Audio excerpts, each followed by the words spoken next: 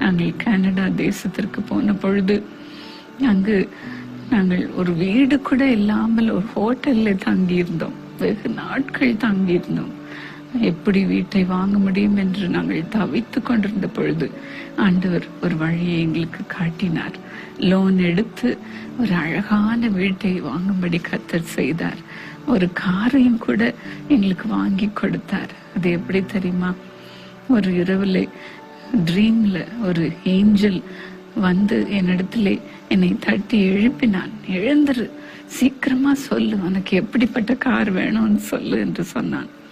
நான் உடனே எழுந்து உட்கார்ந்த பொழுது அவன் சீக்கிரம் எனக்கு நான் சீக்கிரமா போகணும் என்று சொன்னான்.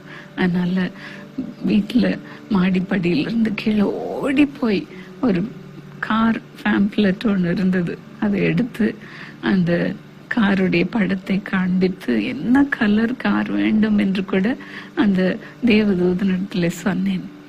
அவன் உடனே அதை வாங்கி கொண்டு புறப்பட்டு போனான்.